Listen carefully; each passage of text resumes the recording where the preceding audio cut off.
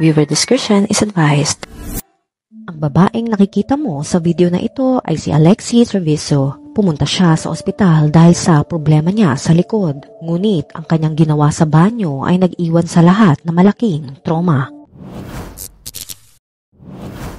Noong January 27, 2023, si Laila Lewis, isang janitress sa Artesia General Hospital. Ito'y sa New Mexico. Siya ay pumasok sa isang banyo malapit sa emergency room para maglinis. Bago pa man siya pumasok, napansin na niya ang mga bakas ng paa sa labas ng pinto. Pagpasok niya sa banyo, nasilayan niya ang isang nakakatakot na eksena. Puno ng dugo ang sahig, pader at kahit saan. Hindi alam ni Laila kung ano ang nangyari. Pero dahil nagtatrabaho siya sa ospital, ay tila normal na sa kanya na makakita ng dugo. Kaya't nagpasya siyang gawin ang kanyang trabaho. Sinimulan niyang magmap at linisin ang bawat sulok ng banyo. Kahit hindi niya maunawaan ang mga pangyayari, pinagpatuloy ni Laila ang paglilinis. Siya ay halos tapos nang maglinis nang tignan niya ang plastik na basurahan.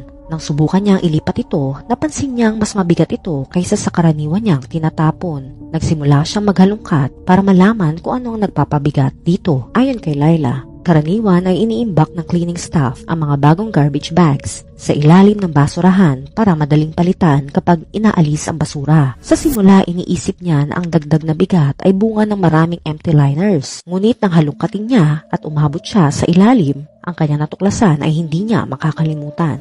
Si Alexi Treviso ay 19 years old sa New Mexico. Inaayos niya ang kanyang pag-aaral at plano niyang magtapos para mag-college. Ngunit, noong January 27, 2023, nagkaroon si Alexi ng sobrang sakit sa likod. Dinala siya ng kanyang ina sa ospital kung saan nagdesisyon ng doktor na gawin ang ilang pagsusuri. Sa kanilang gulat, natuklasan nilang buntis si Alexi at ang nararamdaman niya ay dahil sa manganganak na siya. Sinabi ni Alexi na hindi siya buntis at nagpapaliwanag pa na wala siyang kinakausap na lalaki at regular ang kanyang regla. Sa isang sandali, umalis siya sa kwarto. Pumunta sa banyo na ikinagulat ng kanyang ina at ng mga doktor. Walang alam ang sino man sa kanila na si Alexi ay nanganganak na pala mag-isa sa banyo. Pagkatapos ito ay naglakad palayo si Alexi mula sa banyo patungo sa kanyang kwarto sa ospital na parang walang nangyari. Ayon kay Laila, nang tignan ko ang banyo, nakakita ako na malaking dugo sa sahig. Parang sinubukan niyang punasan ito.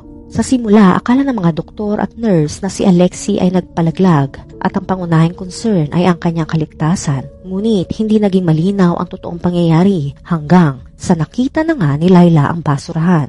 Sa takot ay agad na ipinaalam ni Laila sa mga nurse ang nangyari at nagmadali ang mga nurse na puntahan ang baby sa banyo. Dinala nila ang sanggol sa trauma center, subalit wala silang nagawa para sa kawawang sanggol na agad na dineklarang patay. Isang nurse ang naglarawan sa nakakatakot na kalagayan ng sanggol. Sinabi na, nakakita na ako ng namatay dati, ngunit hindi tulad nito. Agad namang tinawagan ng pulisya at inulat ang lahat ng nangyari. In-interview ang nasa ospital. Isinagawa namin ang isang pregnancy test at nang malaman niya na buntis siya, sinabi niyang kailangan niyang mag-CR. Matagal siyang nasa loob at nang makumbinsi namin siyang buksan ng pinto, nakita ang dugo sa lahat ng dako na parang pinunasan niya. Sinabi ng doktor na nag-aalala sila baka may ginawa siyang masama sa sarili upang tapusin ang pagbubuntis. Matapos makipag-usap sa doktor, pumunta ang pulisya sa kwarto ni Alexi para kausapin siya at ang kanyang ina. Mapapansin mo ang gulat ng ina sa mga kakaibang hakbang na ginawa ng anak para itago ang pagbubuntis. Habang umiiyak, sinabi ni Alexi na nahulog daw ang sanggol at hindi ito umiiyak ng isilang. Gusto malaman ng ina ni Alexi kung ilang buwan na ang sanggol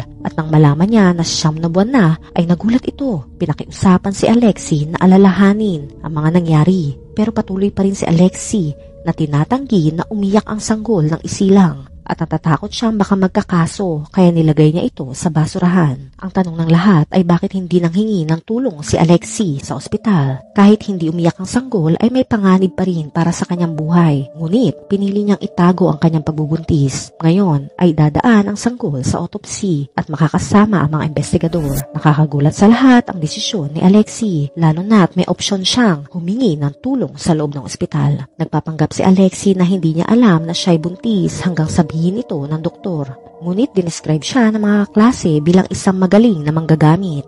Meron siyang long-term boyfriend. Ang pangalan nito ay Devin Fierro. 3 taon na sila. kaya't malamang na siya ang ama. Kahit napapansin ng mga kaibigan at kaklase ang kanyang malaking tiyan, itinanggi ni Alexi na ito'y buntis at dahil lang daw ito sa contraceptive pills at hindi dahil sa pagbubuntis. Nagsimula na ang mga chismis tungkol sa kanyang pagbubuntis noon pang November 2022. Halos alam na lahat kung ano ang kalagayan niya, ngunit tinatago niya ito kahit may chismis o wala. Para bang walang pakialam si Alexi sa mundo. Kapag tinanong siya, tinatanggi niya lang ito kahit ang cheerleading coach ay nagtanong kung buntis ba siya. Pero sinisisi ni Alexi ang pagtaba sa birth control pills. Sabi ng kaklase niya, ayaw nilang gawing malaking issue kasi parang mukhang nakikialam na sila. Isang kaibigan naman ang nagsabi na hindi maganda itanong sa taong mukhang tumaba kung buntis ba sila. Sa kabilang banda, sinabi ng kaibigan na lagi nagsusuot na maluwang na damit si Alexi noong nakaraang taon na hindi niya karaniwang ginagawa. Nakikipaglokohan talaga si Alexi pati sa kanyang ina. Hindi ko alam, totoo, hindi ko alam na buntis siya, sabi ng ina ni Alexi sa mga detective. Sabi niya, palagi naman may problema si Alexi sa hips at likod kaya nagpapa-adjust ito sa chiropractor. Kaya na magreklamo ito ng back pains, iniisip ng ina na normal na problema lang ito.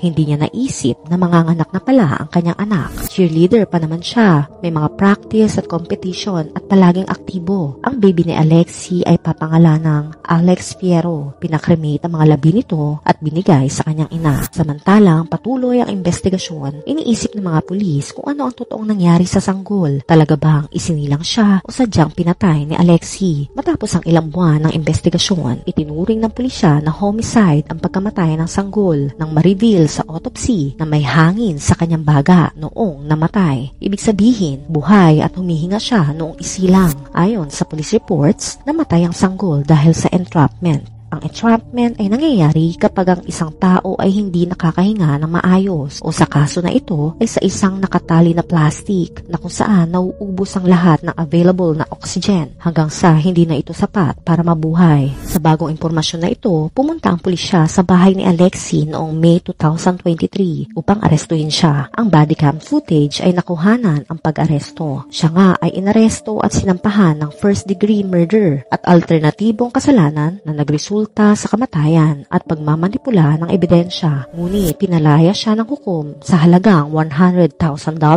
Ito'y piyansa para makabalik siya sa paaralan at makapagtapos. Ang abogado ni Alexi na si Attorney Gary Mitchell ay sinisi ang hospital. Sinabi niya na binigay umano ng staff ang mga gamot na nagdulot sa kamatayan ng sanggol. Ayon sa abogado, itinanggi ni Alexi na niya ang kanyang anak hanggang sa mamatay ito. Lahat ay sinisi niya sa medical staff ng Artesia General Hospital na binigyan siya ng iba't ibang uri ng gamot kasama na ang morphine na ikinamatay ng bata bago pa ito isilang. Hindi ito murder case, sabi ng abogado. Ipapakita niya na ang mga gamot na natanggap ni Alexi bago malaman ng staff na manganganak siya ay hindi angkop para sa mga nagbubuntis, lalo na sa mga manganganak. Ito ang tiyak na pangunahing sanhi ng kamatayan ng sanggol.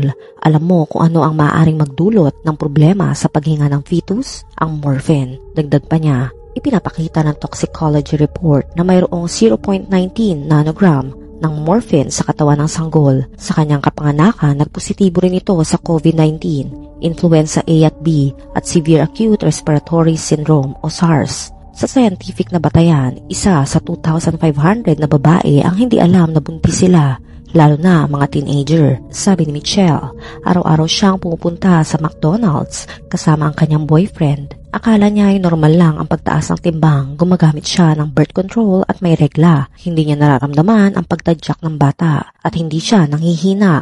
Kaya bakit niya iisipin na buntis siya, dagdag pa niya. Iniisa ni Michelle ang timeline sa ospital nang dumating ang kanyang kliyente. Noong January 26, pumunta siya sa ospital bandang 12:03 a.m. Inadmit naman siya bandang 12:05 a.m. Sa 12:18 a.m. naman, nagsimula silang magbigay kay Alexi ng muscle relaxants. Binigyan siya ng morphine at binigyan din siya ng karagdagang mga gamot para sa sakit. Ito'y nagpatuloy ng 111 na minutes. Binigyan siya ng ketorolac na hindi dapat binibigay sa mga nagbubuntis at ang ondansetron para naman sa pagsusuka. Ang ketorolac ay isang non-steroidal anti-inflammatory medication na ginagamit para sa mga sakit Ayon sa National Institute of Health, may potensyal na ang gamot na ito ay magdulot ng fetal cardiovascular adverse reactions o makakaapekto sa puso. Ang ondansetron naman ang dapat iniinom sa panahon ng pagbubuntis upang makatulong sa mga sintomas ng pagsusuka. Ayon kay Michelle, binigyan siya ng cyclobenzaprine, isang muscle relaxer, kasama na ang acetaminophen at morphine na tiyak na hindi nararapat ibigay habang nanganganak. Dagdag ni Michelle, bandang 12:28 a.m., binigyan siya ng morphine at sumailalim sa blood test. Sa bandang 12:51 a.m. naman ay nalaman nila na buntis siya. Bandang 1:39 a.m. pumasok siya sa banyo at inalis naman nila ang IV para makapunta siya doon. Sa legal na dokumento, inakusahan ni Michelle ang mga staff ng ospital